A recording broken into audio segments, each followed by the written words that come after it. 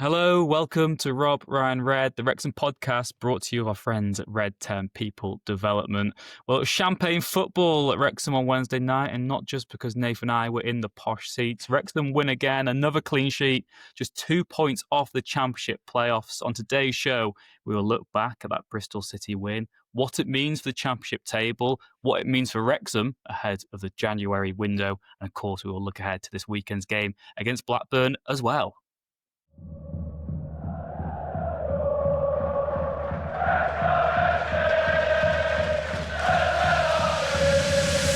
Rob, Ryan, Red.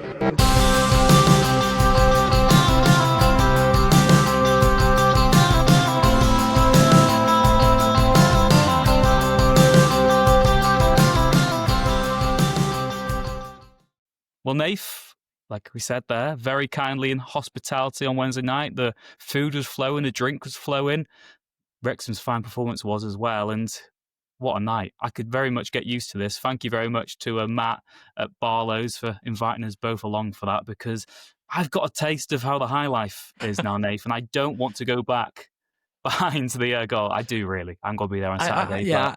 Rich, I thought when we were there, I mean, again, thanks to Barlow, thanks to Matt and everyone on the table, I had a really good time. You know, I think we had a good time at Southampton when we were looked after there by the guys working for Midnight. But yeah, Wrexham hospitality, I don't think either of us had done that before the 1864 suite. I would say for anyone who gets the opportunity to go in there, whether home or abroad, it was a really good experience, wasn't it, Rich? Aside from the fact that the chefs thought it was an 8 o'clock kickoff and we had a beef dinner at half time, which I've never eaten a kind of a roast dinner so quickly in my life. But Matt looked after us and the rest of the guys on the table. And I did think you were going to say, I can't go back behind that goal now. You definitely had that glint in your eye that you were about the finer things in life. You were a man that discovered that we need to take this podcast worldwide and fund that table for ourselves. Yeah, we need to start invoicing Red 10 People Development a lot more, don't we? We need those hypnotic royalties coming our way. Yeah, no, it's a different experience. Weird. It just felt weird to be sat on the halfway line in a comfy seat watching the game as if I was some sort of Roman emperor, like entertain me, where usually I'm behind the tech end, joining in with a chance, flicking the fingers at the away end when the goals go in as well. So I was a bit more restrained, I'd say, on Wednesday night. Yeah, so I was just going to say, how did you, because obviously when I go, I just get odd tickets and I'll sit maybe in Mold Road or I'll sit in the paddock side or occasionally in the tech end. Maybe I've sat with you on a couple of occasions. How did you find it from just watching it sort of quite high up but side on? It's obviously a very different perspective to watching the match.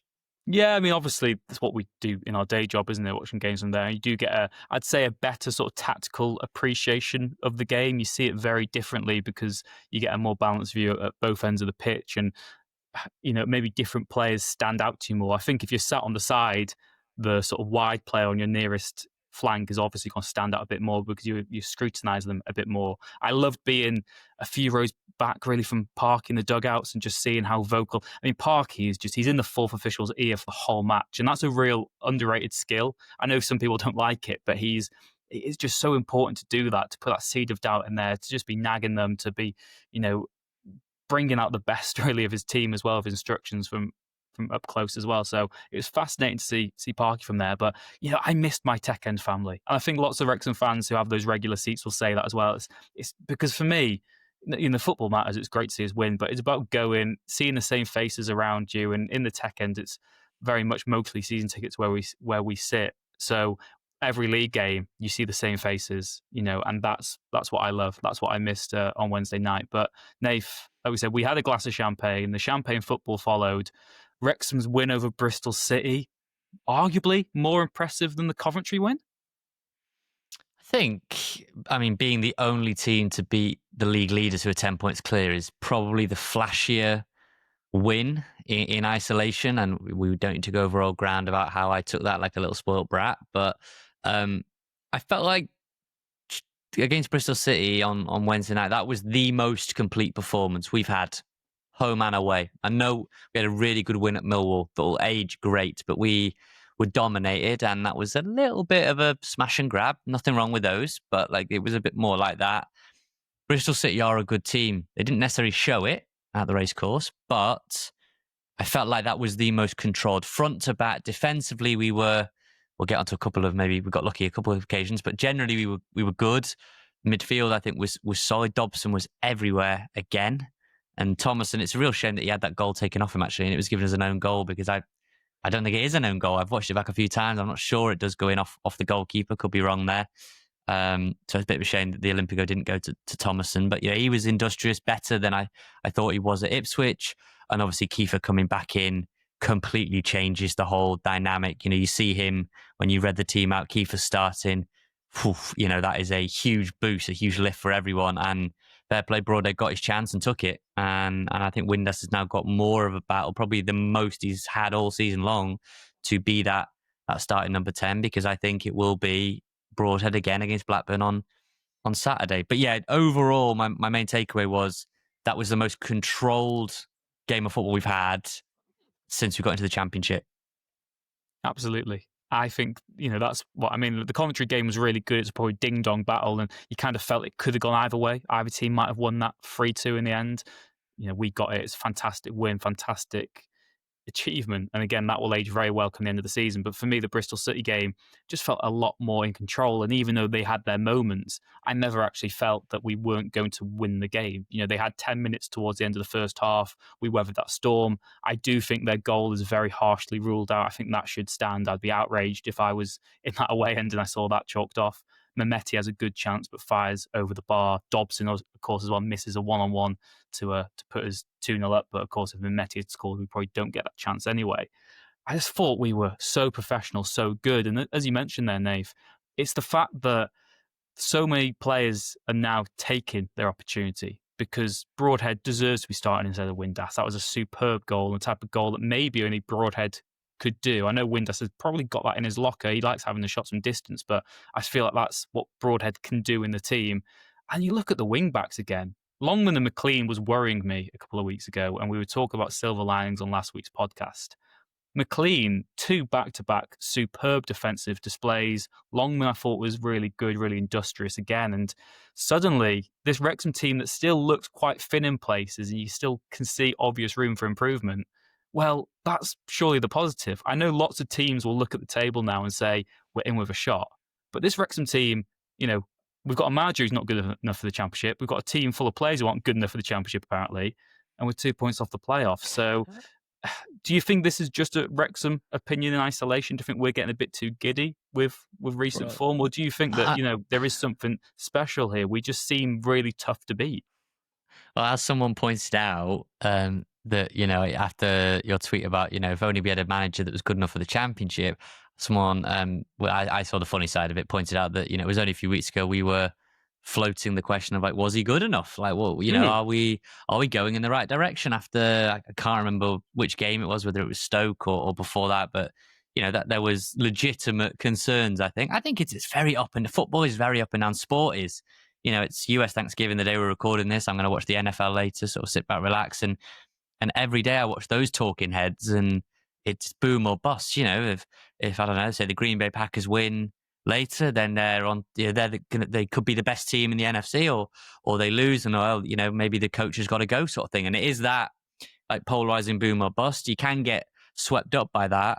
It was what the Bristol City game showed me was that, look, when all's said and done, they might be in the playoffs, we might not. I don't know how it'll go. Like, I'm not, I'm not a fortune teller.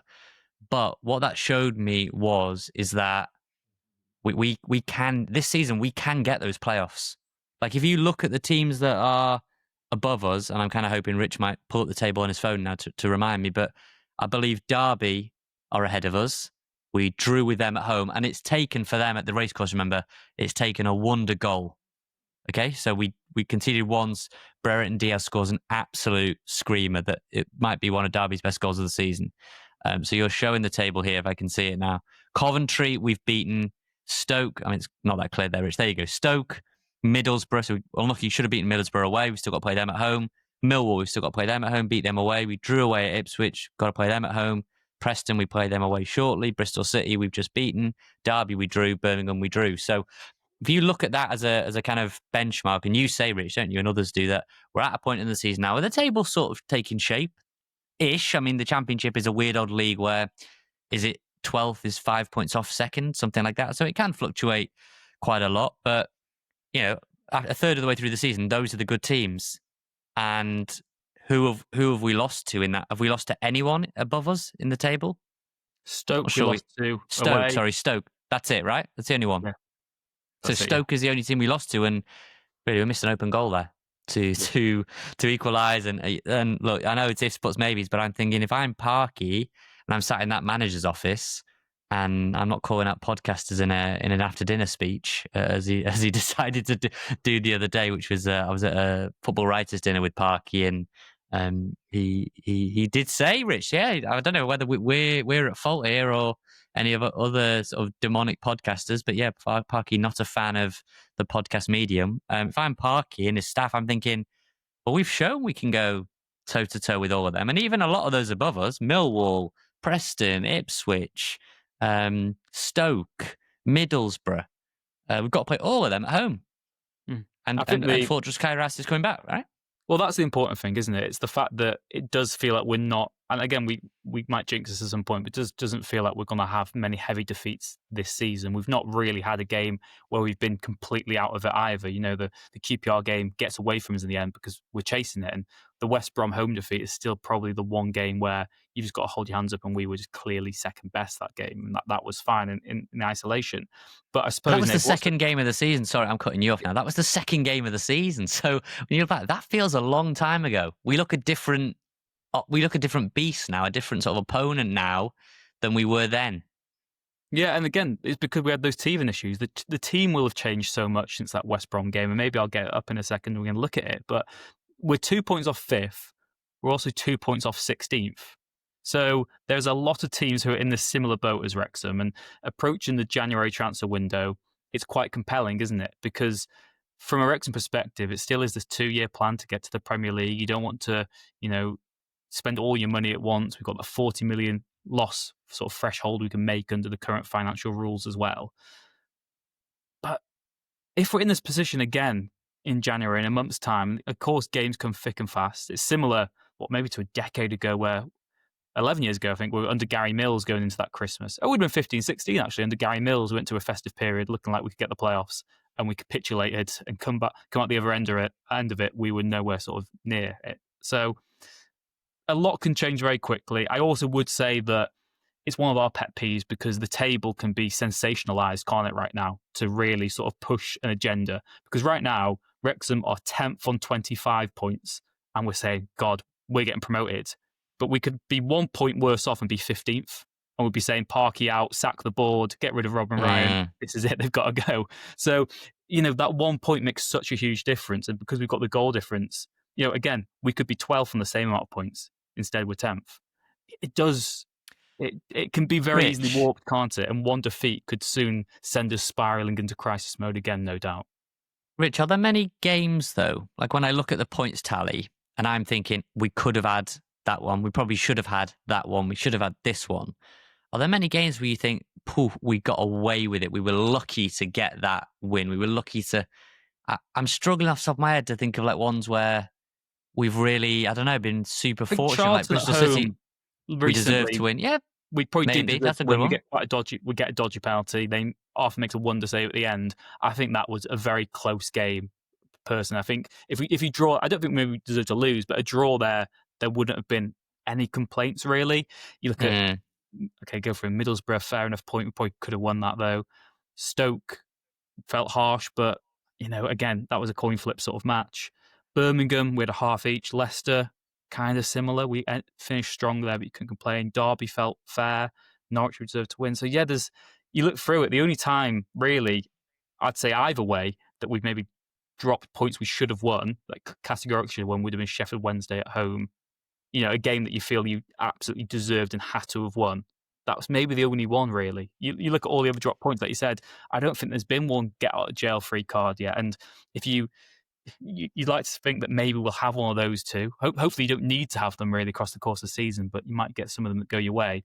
But then on the flip side, are we going to have a game coming up where we feel we really don't deserve to lose and someone snatches at the end? And, I guess we've not really done receiving that during the takeover really that much.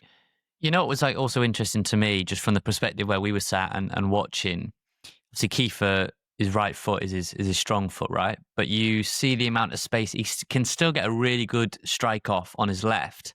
But I thought it was really interesting, given he quite likes to drift out to the left channel quite a lot. And I don't know whether that's just to kind of open up space, but they often defenders are often giving him that left foot, and there are a couple of chances last night. There's one sort of come back to Windass, and it's a really good, like a second save from Radek Vitek is sublime. He sort of like claws it away, and that could have gone in. And there's another one that whistles just past the post, like a low drive from Kiefer. So I thought that was particularly interesting, just like, because a lot of players don't want to go on their weak foot, but actually Kiefer seems pretty comfortable going either way. Just a huge boost having him in there. I really do think, I do want to sort of praise the defence, but definitely having Kiefer in there, it just seemed to give everyone a lift. Like just the belief that when he's in there, that things will function smoother is, it's why he is absolutely essential to any good we're going to do, basically. Yeah, it's similar to that hat-trick goal he got against Coventry when Kiefer cut to the left of the channel, drilled it just wide of that back post. And again, I think we kind of don't say it, but when we talk about Wrexham as potential playoff candidates, which I both think, we say they can be, that is integral that Kiefer stays fit for the rest of the season, really. You can maybe miss him for 1 or 2 games of injury or suspension, but without Kiefer, this team can quickly maybe not fall apart to a sense, but just lack that cutting edge. And we saw it at the weekend. And again, we mentioned it, and we've mentioned it so many times, that a draw, you can only really analyse a draw after the game that follows it. So the Ipswich point looks like a point game now. If we'd lost on Wednesday night, again, the mood would be very different today. But the fact of the matter is that we did do it. We did get another big win against a good side. And, Nath, another clean sheet. All this talk of back to back to back to back. Well, we've done it in terms of clean sheets anyway. And yeah, that defence just looks so solid at the moment. Dan Scarr, Max is one of those where he surprises you every season. He steps up. He has a few teething issues the first few games, and then he's there. He's set. He's absolutely done. He looks phenomenal. Dom Hyam, that guy. There's not much more you can say about it. He's an absolute gem of a player. But Dan Scarr, the guy released by Plymouth, someone who had a bit part role for most of last season, really good in the run-in when we got promoted, been parachuted back into the team again, and he is just looking so robust and so reliable. Yeah, I don't know about you, but it's the balance of the back three that I like a lot. Like great mobility on both sides. Hyam is a real all-round defender. He seems to have, he's not lightning quick, but he's got good mobility. He can kind of press slightly. He does the basics incredibly well. There is more to his game than head it, kick it. And there is more to everyone's game than head it, kick it. But Scarr is very physical and is good in the air, right? And Bristol City were not getting too much joy with it. Was it Jakobsen up front in terms of the aerial duels, dominating those Scarr? But I was specifically just going to ask you about Max and just how good a job he's done. Because we take for granted that, well, we step up, he'll step up, that's your job sort of thing. But there must be, there were teams higher up than us currently that were watching Max in League One. And okay, when you're in League One, it's like, can they do it in the Championship? Because there is a big jump. If you're doing it in the Championship and your defensive record is great, I think we've lost, once in the past 12 games. We've got 4 straight clean sheets.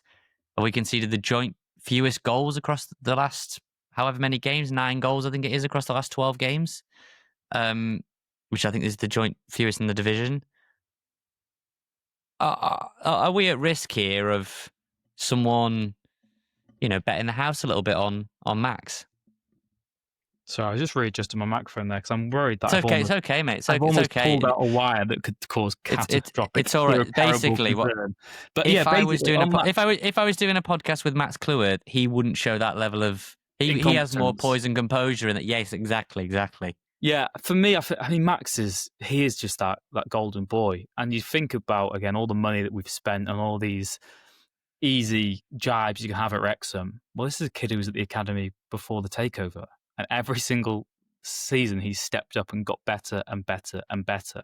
And we've said it since the National League days that he can go on this entire journey with Wrexham. He is that good. He is a generational talent. Genuinely could go down as one of the greatest ever Wrexham Youth Academy products, because look at what he's actually doing at such a young age. Look at the appearances he made. Look at the goals he had last season. And just look at how he adapts, how professional he is. And he absorbs so much off the defenders he's with. He learns the sort of dark arts of some of them and that robust physicality that he needed. He's bulked up a lot, but he's so calm and composed on the ball. And he just gets it. The only problem with Max Cleworth is that he's not Welsh. We need to send him one of those ancestry kits and sort of rig it if we can, because he should be playing. He should be a Welsh international who is Wrexham captain. That's what you want. That's the dream. It's just this quirk. We've got this homegrown player, one of our own, except for he's not actually Welsh, which is, just the one problem with Max Cleworth. But he's just irresistible to watch. And you mention it there. I think his progress has always been really impressive given the age, but I think it's always been caveated by the wider success of the team and the fact that he's always been in a team that's set up to succeed. Being a good defender in the National League, that's an achievement, but you're not going to get much credit for it externally. Same in League Two, because we were expected to go up. Last season was the first season where, we did upset the apple cart a little bit. But to be where we are now in the Championship, and this is even if we had been 16th now rather than 10th, for Max to be playing as well as he is, to be that consistent, that is phenomenal. And that is the type of talent now where if you're a lower end Premier League team, you might be saying, well, I'm not going to go buy this kid from League One or League Two. He look good, but I'm not going to buy him. But if you've got someone hit that young with that wealth of experience, who's only getting better, who is now a star for a top half Championship team, that's the worry maybe. I know we've got a lot of money, but hey, why would a Premier League team not want Max Cleworth, genuinely? He seems as good as those we watch on a regular level at Premier League. I think he could do a job. Genuinely do. So I look at it like this, where, again, we're not trying to sell Max Cleworth. I hope he stays and guides us into the Premier League. That is obviously plan A, but it's inevitable that scouts are crawling over top half Championship teams trying to get a bargain. If you're a Brentford or you're a Fulham or one of these teams in the bottom half of the Premier League, you are looking for a bit of a diamond, really. Not in the rough, because the Championship's such a well publicised and solid league. There's a lot of good players in that league, and the jump to the Premier League is massive. But I think if you're just looking at Max Cleworth, Ben Tozer said it on, I think it was Foscast, where he said that working with him day in, day out, the way he carries himself off the pitch to how he performs on it, Ben Tozer cannot see a world in which Max Cleworth doesn't go on to play in the Premier League. Now, when you're saying that when you're in League Two, you're kind of like, yeah, maybe. You'd hope. But that is it seems very, very achievable now, either with ourselves or with someone else. You're a good sort of top half, hopefully top six Championship defender. And you're getting a lot of plaudits. That helps as well. Your name's getting out there repeatedly. So my thinking is, how much is he worth on the open market? And would a team make a play for him? Because, like I say, a lot of people look abroad, but there are also a lot of teams that look to the Championship. And I did get a message from somebody that said that they thought Arthur would be in a similar mix because he's young and you're banking a little bit on potential. But I feel like Max is a bit more of a ready-made thing.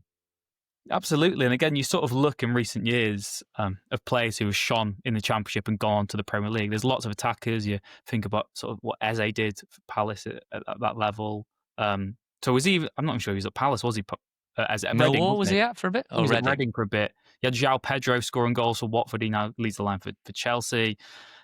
And you look at Ollie Watkins, what he was doing in the lower divisions. Adam Wharton at Blackburn went to Crystal Palace. Now he'll be starting for England at the World Cup next summer. The jump isn't that unrealistic anymore for Max Cleworth. It always felt a bit fascinating, sort of farcical maybe to say, like I said, in League One, League Two. But now he's got that relevant experience in the Championship, which, again, we're not trying to sell him, but we're just saying this is how good this kid is that we've got and we've produced from our academy anyway. In terms of transfer fee, I mean, the caveat to that is because he's a Championship player, he's never played at the Premier League. They're always going to maybe not pay top bucks for him. But it's maybe 15, 20 million pounds. Do you think that's realistic? It's just really interesting if people are listening to this going, these guys are absolutely delusional. I'm really curious what people think. So do let us know, robbrownray@gmail.com, or get us in the YouTube comments or Spotify comments. In my head, I was thinking quickly about Brennan Johnson and Morgan Rogers, they both went and played for Lincoln on loan, I think. Or Brennan Johnson definitely did. Morgan Rogers was at Middlesbrough for a bit. He came through at West Brom, Villa, bounces around here and there. I think it even started out Man City maybe in the real youth academy days, but bounces around the EFL and is now, in the mix to be the number 10 for England at a World Cup. Brennan Johnson scores a goal to win a major European trophy, and people still talk about his experiences with Lincoln. So players do bounce around the EFL. You also got to think that, we paid what for Callum Doyle? 7 million or 6 million or something like that. Dom Hyam 2 and a bit million, but like that's a player that's 29 and coming towards what you would think is the final big deal of his career, maybe the penultimate sort of big deal. But I mean, if you said 10 million, that seems cheap to you, does it? Yeah, I think double that, 15, just because the track record he's already got and that potential and the fact that he always seems to get better. And so surely if you put Max Cleworth in a Premier League setup, maybe plays for, their B team, whatever, reserves initially, gets, drafted in, hopefully he's captain in Wrexham next season in the Premier League. But I just think he's such a sort of sponge and he just seems to absorb all that knowledge and just get better. And he just, his surroundings, he can adapt to them. So whatever level he's played at, he's done it. He's added the physicality to his game. He's added the composure on the ball. And yeah, he's an absolute gem. Wrexham's, 4 clean sheets just wouldn't have happened without him. And you just take for granted, don't you, I think? Because we always talk about the money we've spent and the huge transfer fees. It's the fact that this guy is quite literally priceless, probably, for Wrexham in defence.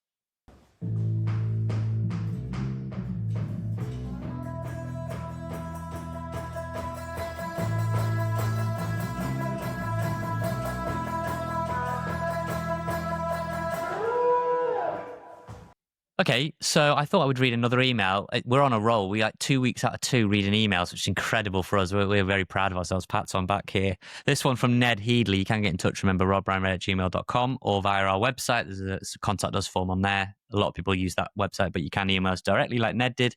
And the subject line is spending money in Jan if playoffs are possible.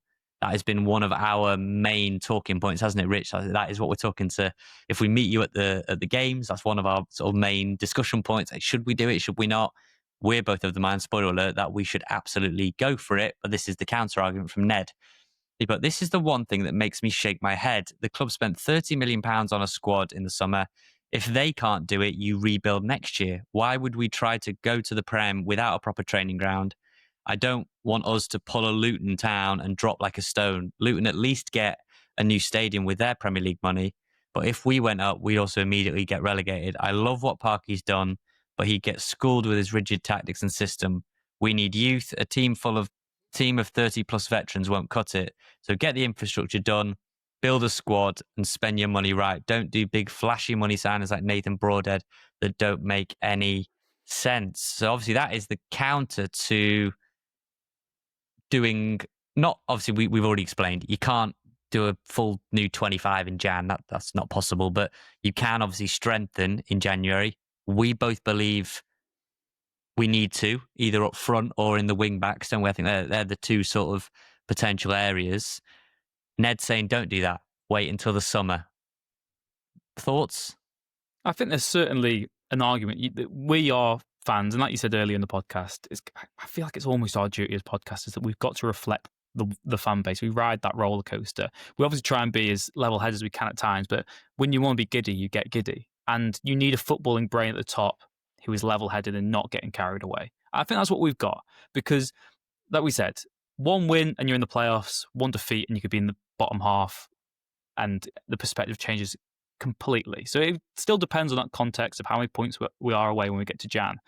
What I would say is in January, it's typically harder to get top targets because if they're playing regularly for their team, the selling team won't want to sell them. They can put an inflated price tag on them. A player might be out of contract, next summer, so it might be a last chance for them to sell, but they'll still want as much money as possible. So you're not really going to be able to sign a top starter from another sort of rival side, I don't think, in January, unless you spend huge money. And again, you've got that £40 million loss that you can make, so maybe not sensible to do that.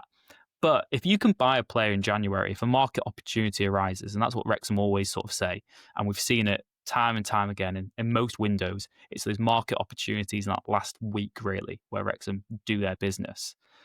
If one of those arises and it's a player that we want, not just for this season, but basically for next season, you go out and get them. You do that. And that doesn't really matter because the ambition might be to try and get the playoffs this season. But next season, that is the ambition. That is the goal. That's not just something that you aim for and you don't mind if you don't do it this season. So you've got to be a bit cautious. You've got to be level headed. You can't get too excited. You can't get too carried away with emotion like maybe we do doing this podcast. But you still have to be in the market and you need to be aware. And if an opportunity arises and it's someone who's got that longevity for the club, you've got to act now. Same with Sam Smith and Rodriguez a year ago. You know, going into that window, there was if Wrexham had been sort of 6th or 7th maybe at January, Sam Smith doesn't sign, I don't think. You know, if you maybe not 6th or 7th, maybe if we'd been 10th or 11th this time last year going into January, we don't Rich, sign Sam Smith. On that, Parky, when he, like I said, in that speech, he was talking about the League One campaign. The reason he was at this dinner was because any manager in the Northwest who achieved something in the previous season got, you know, an accolade of some kind. Darren Moore was there with Port Vale, Graham Alexander with Bradford. So Parky's there and they're asking him about the League One season. And he said that, talked about fans getting a bit jittery that we had 12 points or 13 points from 12 away games. And the back end of our campaign was we had a lot more away games than we had home games. Something like the final 18 games, we had something like 11 away, 7 at home. And he said the outside noise was that, well, they'll be lucky to get the playoffs, but based on the fact that they've not been great away from home and fans have been getting a bit jittery, fans and podcasters, that was the whole point of the thing. But in it, he said, look, we had a meeting behind the scenes and we thought, like, what do we need? We need more goals. We need strikers. And that's why they made that in-season adjustment to get Sam Smith and to get Jay Rodriguez. So no doubt that I think Wrexham will be a player. And Rich, whether it's fully accurate or not, it was interesting this week to see what we've been saying for a couple of weeks about Ryan Hardy could leave the club on loan in January. It was interesting to start to see reports now come out that maybe that is a possibility, right? You know, we've kind of seen this movie before and Wrexham were linked. I think maybe a bit of agent talk on Shariki somewhere in France. I haven't got the team up, but maybe Angers, and it was like 17, 18 million. I think the money's there, you know. I think if we're close to the playoffs, and who knows, that's second automatic. We'll see have to see how that goes. But right now, that's still in play. It's kind of like Coventry and everyone else, and all of those teams are going to go. We're really close. We just can't be complacent. I just think the likes of Michael Williamson, the likes of Rob, the likes of Ryan, will say, they'll be like us. They'll get giddy. Maybe not Williamson so much, but I know Rob and Ryan will get a little bit giddy like us. Because they're going to go, we've got a chance here. Yeah, and again, when we had them on the podcast in the summer, they said, look, we don't want to settle. What was they were saying? You know, they don't sort of believe in us having this season to stabilise. Why would you want that? Yeah, that is just not. That's not in their wheelhouse. It's not their sort of vocabulary. Why would you want to just consolidate? Like, what is the use in that? They want to be genuinely. They want Wrexham to be the best football team in the world. So being 10th in the Championship is not good enough. You know, even being first in the Championship might not be good enough long term. They want to go higher and higher and higher. And, you know, we had this. I did a TalkSport podcast last week where they were just trying to bait me basically for 15 minutes saying how Wrexham's success is all down to money. Phil Parkinson's washed as a manager, all this. And I feel like I defended Wrexham very well on air to that. You did. It's the TalkSport Championship podcast. Check it out if you haven't already. And, you know, I was saying that again, that as Wrexham fans, we get accused of being arrogant now and accused of being entitled. But it's just that North American positivity and not just a willingness to win, but a desire, a desperate need to win and to succeed. Because, like we say, we've been so cursed and troubled and just had so much crap in the past as Wrexham fans that it's very easy to be sceptical and to naturally just be a bit more in that mindset that you want to consolidate, you want to just take your time, because we've seen what bad owners do to us in the past and we're a bit scared still a bit scarred to that. But we've just had 3 successive promotions. We're now 10th in the Championship. I don't care if people tell me I'm getting giddy and overexcited. Wrexham are in the Championship and we're 10th. We're 2 points off the playoffs. And it's a third of the season's already gone. We're getting towards January. Of course I'm going to dream. Of course I'm going to have these massive aspirations to go all the way now because it feels achievable. And what's more ridiculous? That Wrexham get 3 successive promotions from the National League to the Championship, or that Wrexham, or that the team that's 10th in the Championship goes on to get the playoffs and goes up. What's more ridiculous? We've done the hardest bit. Why not dream? I'd be more worried if we were top 10, 2 points off the playoffs, and people thought it was unrealistic for us to get into the playoffs based on everything they've seen. I think that would be more. I would have more questions to say. And again, it's always fun chatting to people that disagree strongly with what you say and give you a different point of view. Because sometimes, what was it? The Silver Linings email from, was it Max Cleworth? He made a lot of good points. In I think the last episode of the one before. And if people have seen all the performances and gone, I don't think that will equal a playoff push, and they explain their reasons why. I'm always curious to listen, but it was that Bristol City game that made me think these are very good. They're a good team. They've got a goalkeeper that we both know could be, backing up Man United's number 1 next season. It's a very good goalkeeper if that's the case, and other really good. Mehmeti's a probably £10+ million player, easy, I would say, something like that, maybe 15 million pound player. Zach Viner, we tried to sign him before getting Dom Hyam. I thought Viner looked pretty good in a defensive midfield role. So, look, this league, as you know, is an up and down league, but January will be decisive. January will be where you cut the wheat from the chaff. Somebody will come in, somebody will make a big splash, a big move that will inevitably move the needle, and teams will get separated. And, you're looking last night that Birmingham went and got a last-minute equaliser to draw with West Brom. That will be a massive point for them. West Brom have been struggling of late.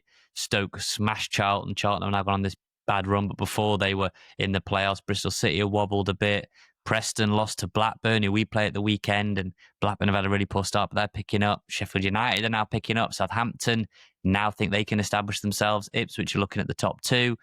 Things are moving pretty quick, right? But all I've realised is that Wrexham are settled now. No one's talking about gelling or bedding players in. It's now just about, can you execute? Have we got the good enough players to execute? And come January, it's going to be about who comes in, who goes out of that 25, because we got it there. I think there'll be 2 or 3 changes to that squad in January, and one of them might be just bringing in Danny Ward, for example. Yeah, it might be bringing him back in to the mix, to the 25. By then, I think Arthur's probably solid as the number 1 by that point. I just think by the end of January, he's probably back in. I don't see Jay Rodriguez playing for the football club again. I don't see Elliot Lee playing for the football club again. McLean, there was that story in, sorry if I get this wrong, the Irish Independent or the Irish Sun or something like that, which said that Derry City are exploring potential move for McLean, but McLean's just gone and put in arguably 2 of his best defensive performances in a Wrexham shirt. So, yeah, decisions, I would say, for January. And again, what I'd say finally to that is, the positive for me is that we are in this position. Yes, we could drop quite quickly with a bad result or 2, but the running theme this season has been that we haven't been good, and it took a while for us to settle, and we were figuring out our best team. So if despite all that we are as close as we are now, there's a huge opportunity. And again, we've looked around the division. So many teams have that uncertainty. There's been so many managerial changes. Yes, we took a little while to get up to speed, but under Parky, everyone knows, rightly or wrongly, what we can do at our best, what we can do at our optimum, how good we can be. And it's that consistency, that solid foundations that, hey, why not? Why not dream of a playoff push after Christmas?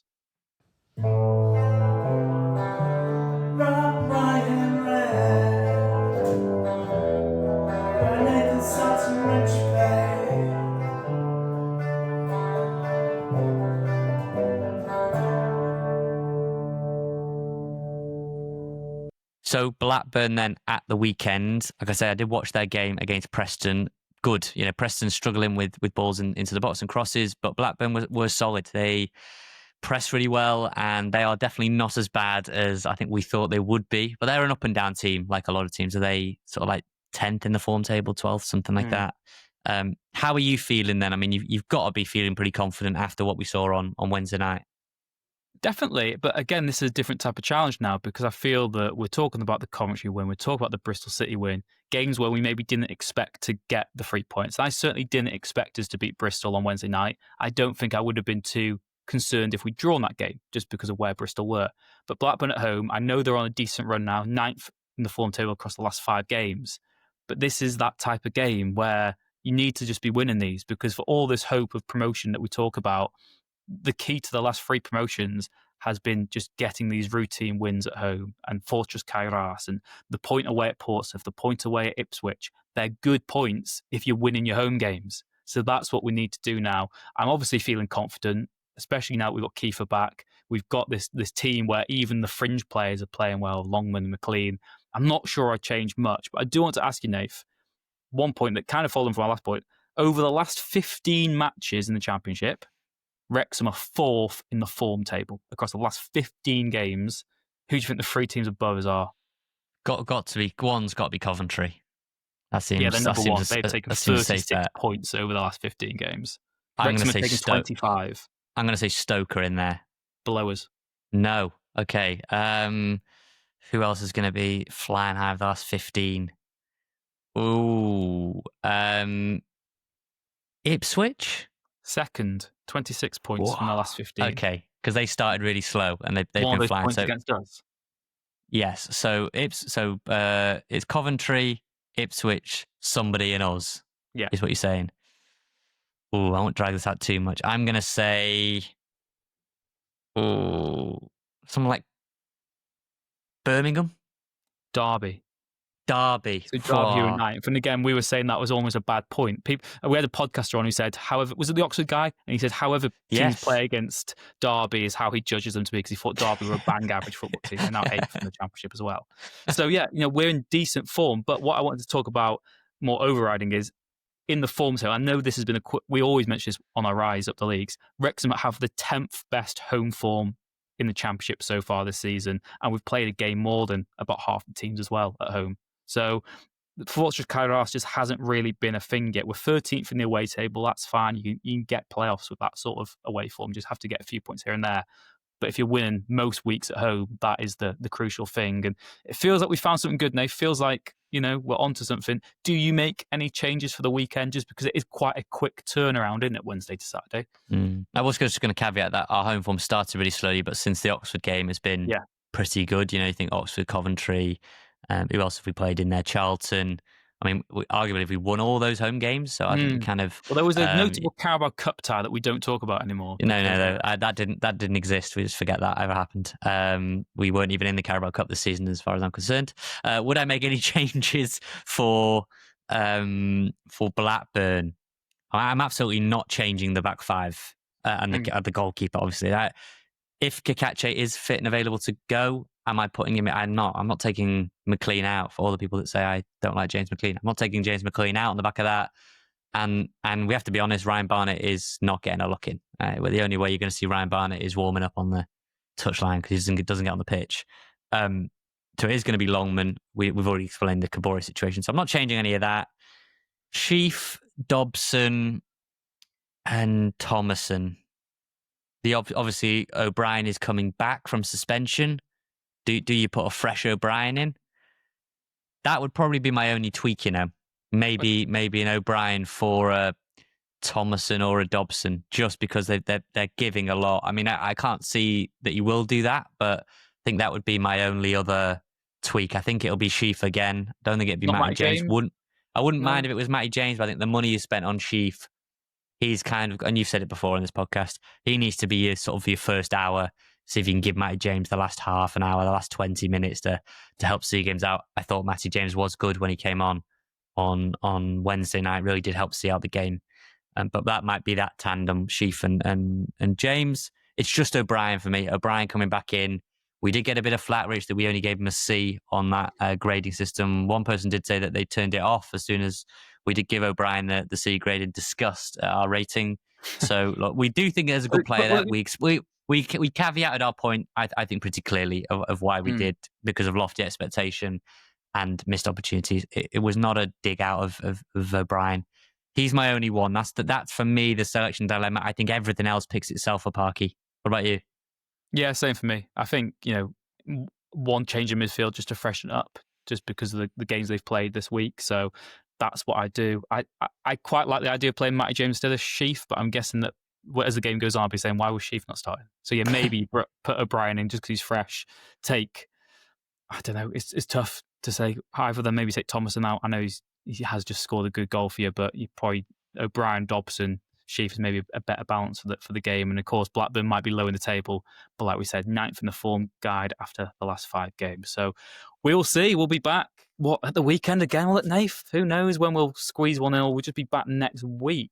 I think we'll be back next week. I think we're just going to do a back next week, because there is obviously no midweek game, and those desperate for the 2, remember that it is Preston, Hull, and I'm forgetting the one after that, but it will be a case of multiple shows in the week. But we're going to go back to just our regular Thursday upload in between Blackburn and Preston.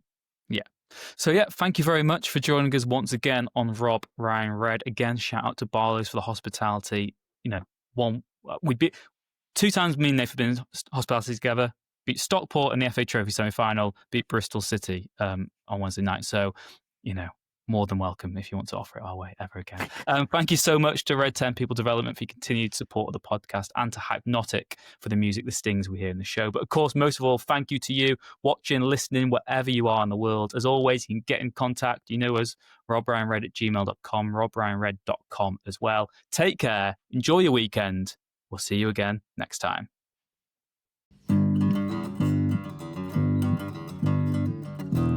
Wrexham AFC podcast with Nathan Salt and Rich Bay.